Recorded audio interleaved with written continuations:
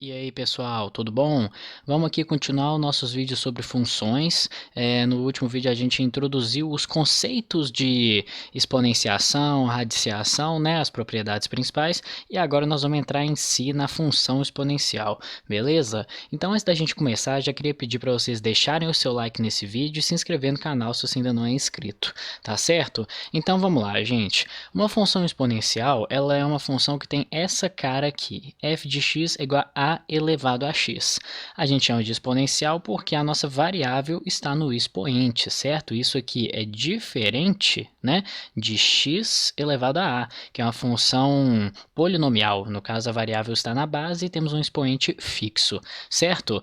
E o que mais que a gente tem que saber disso? Essa constante a aqui, ela tem que satisfazer algumas condições, tá certo? Ela precisa ser positiva, estritamente positiva, tá? Não pode ser zero, e ela tem que ser diferente de 1. Por que que tem que acontecer isso aqui? Vamos pensar primeiro nesse caso. Se a gente escolhe uma base negativa, então vamos supor, a gente pega menos 3 elevado a x. Se a gente escolhe alguns valores de x aqui, e x em teoria teria que ser qualquer valor real, a gente vai ter sérios problemas. Por exemplo, se a gente pega aqui menos 3 elevado a meio, a gente sabe que isso aqui é a mesma coisa que raiz quadrada de menos 3. E raiz quadrada de número negativo, a gente sabe que isso não é definido nos números reais, certo? E vários outros expoentes, se a gente pegar aqui menos 3 elevado a 1/4, ou 1/8, ou a gente pega, sei lá, o 17 sobre 12, qualquer expoente ímpar aqui para embaixo, vai dar problema. A gente vai ter uma raiz de alguma coisa par, né, tipo raiz sexta, oitava, etc., com um expoente de um número negativo. Então, isso não definiria um número real. E aí a gente teria um gráfico totalmente descontínuo, né? A gente teria, sei lá, o gráfico assim e cheio de buraquinhos nele, onde a função não é definida. Então, para poupar esse problema, a gente diz que a função, aliás, que a base tem que ser positiva.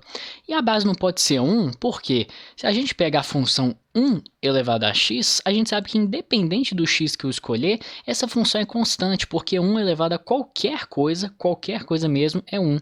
Então, se a gente fosse traçar o gráfico dessa função, né, ela seria uma reta horizontal em y igual a 1. Então, não teria graça isso aqui, né? Então, a gente exclui o 1 e trata o a como qualquer número estritamente positivo, beleza? E agora vamos para a análise do gráfico em si, né? Existem dois possíveis gráficos para uma função exponencial, que é quando essa nossa base é maior do que zero, e não é maior do que zero aqui não, aqui eu errei uma coisa, é maior do que 1, tá? Então já vou corrigir isso aqui, maior do que 1, perfeito. Que aí é o seguinte, se a gente pega uma base maior do que 1, então, por exemplo, sei lá, 2 elevado a x, ele vai ter essa cara, o gráfico, é um gráfico totalmente crescente, que ele é sempre positivo, tá? O gráfico de uma função exponencial nunca é negativo, a gente já vai olhar isso aqui, e ele é estritamente crescente, né? E o segundo caso aqui é quando a nossa base está entre 0 e 1. Se a gente pega, por exemplo, a função 1 meio elevado a x, né? Esse 1 meio ficou bem feio, deixa eu apagar aqui. A gente pega a função 1 meio elevado a x, isso aqui é a mesma coisa que 1 sobre 2 elevado a x. E qual que é a ideia? Aqui, quanto mais eu aumentar o x, mais eu estou aumentando o denominador e menor está ficando o meu número por si só, né? Então, a nossa função ela vai decrescendo, ela também é sempre positiva, e aqui nós temos dois casos a analisar, né? No primeiro caso, do a maior do que 1, essa função, se você for lá para trás, em direção ao menos infinito, aqui, menos infinito, essa reta ela vai se aproximar do zero, mas ela nunca encosta no zero. Esse gráfico, ele nunca cruza o eixo x. Se você for muito longe para a esquerda, esse gráfico vai quase tocar, mas ele nunca encosta. E aqui, no caso oposto, quando o seu x fica extremamente grande, só que positivamente, né? Então quando você tende ao infinito para a direita, ou seja, no sentido positivo, a sua função tende a zero, porque você vai ter 1 sobre 2 elevado a um número extremamente grande, né? Isso aqui não é definido, mas elevado a um número infinitamente grande, e isso aqui vai tender a zero. Nunca vai ser zero, mas vai ser extremamente próximo, então o gráfico vai sempre se aproximando aqui, beleza? E se a gente pega o gráfico da função de forma genérica, né, assim, ele sempre cruza o eixo y no 1, né, porque é quando o nosso x vale 0. Se você pega qualquer número elevado a 0, ele vai dar 1. Beleza? Então, é mais ou menos isso em relação à análise gráfica, tá certo? Se a gente pega aqui um A maior, né, então se eu pego assim o 2 elevado a x, seria algo desse tipo. Se eu pegar o 3 elevado a x, que é maior do que o 2, essa curva aqui vai ser mais inclinada, seria algo desse tipo assim, por exemplo, e assim por diante, tá certo? Beleza, gente, então essa é a apresentação inicial dessa função, não tem muita coisa do que se discutir a respeito delas, e a gente vai praticar um pouquinho fazendo duas questõezinhas agora, beleza? Então, já volto. Vamos lá então, gente, fazer duas questõezinhas aqui. Uma vai envolver o gráfico diretamente, a outra é mais interpretativa, tá certo? Vamos lá então.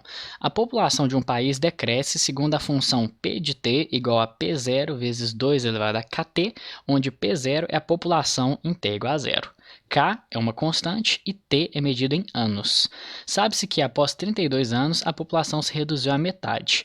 Quantos anos serão necessários para que a população se reduza à oitava parte da população inicial? Bom, gente, pausem aí, tentem fazer a questão, né? Depois vocês voltam para a resolução.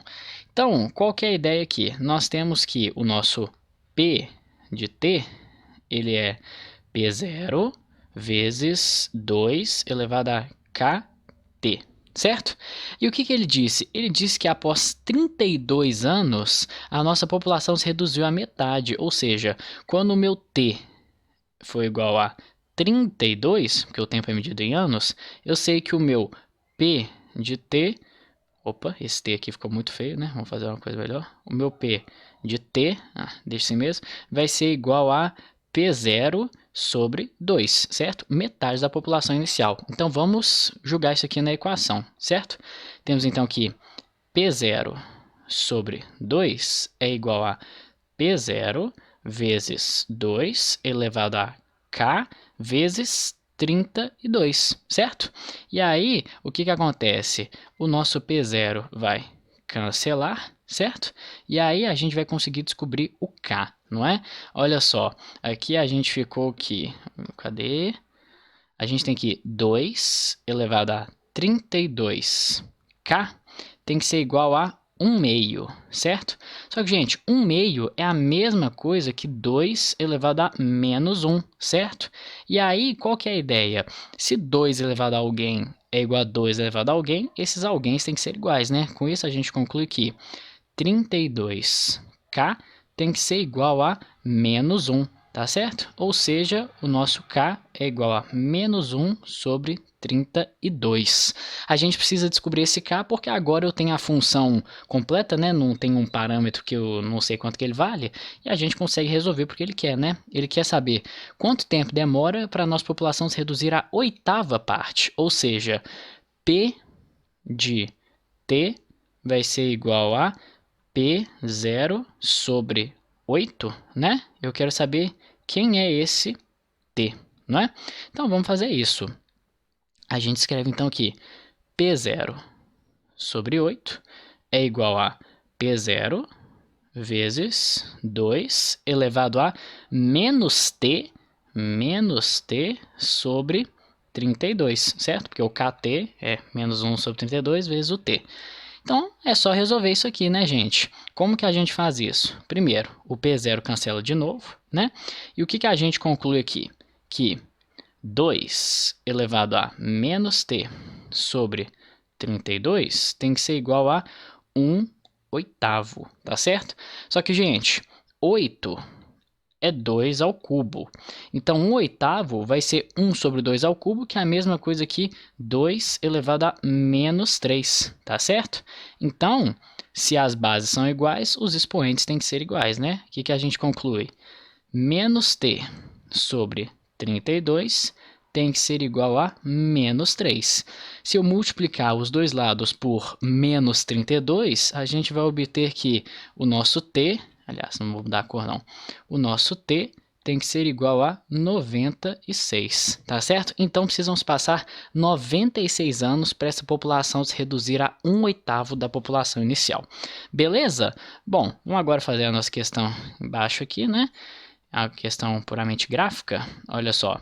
A função abaixo é dada por f de x é igual a mais b vezes 2 elevado a x, certo? Em que a e b são constantes. Determine f de 8. Então, a questão puramente de interpretação de gráfico, né? Vamos fazer ela aqui.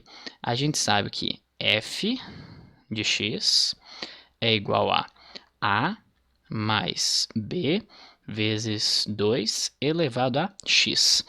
E eu tenho dois pontos aqui no gráfico, então vou usar eles para descobrir o a e o b, tá certo? Olha só, eu sei que quando x for 0, o y é igual a 7, né? Ou seja, se eu substituir o ponto 0, 7, né?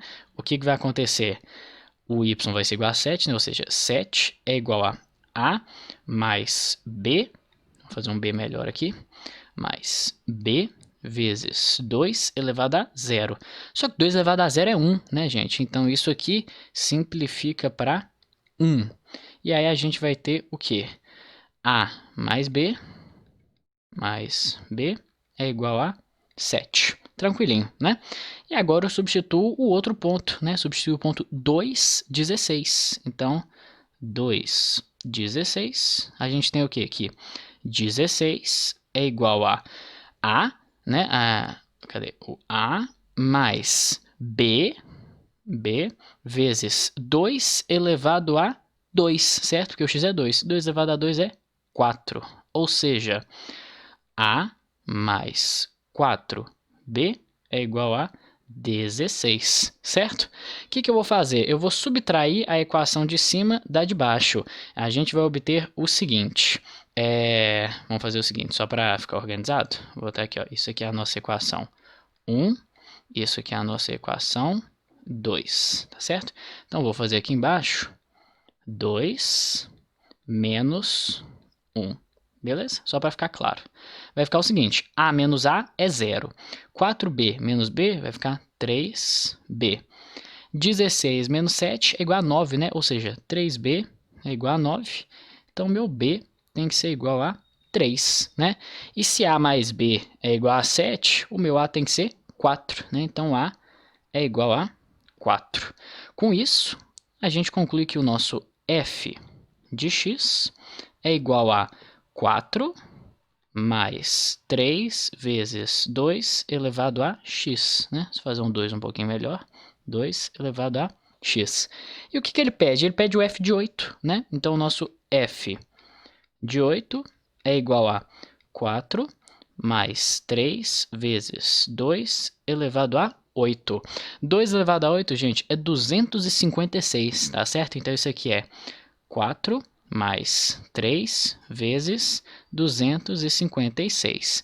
Bom, 256 vezes 3 daria 750, 768, mais 4, 772. Então, isso aqui dá 772, tá certo? Observem como o crescimento é imenso, né? Se o 8 aqui já vai lá para 772. Então, tá aí, gente, as duas questões resolvidas, só para introduzir mesmo o assunto. No próximo vídeo a gente entra então nas equações exponenciais, que aí a gente tem que saber manipular as coisas melhor, tá certo? Vejo vocês então no próximo vídeo.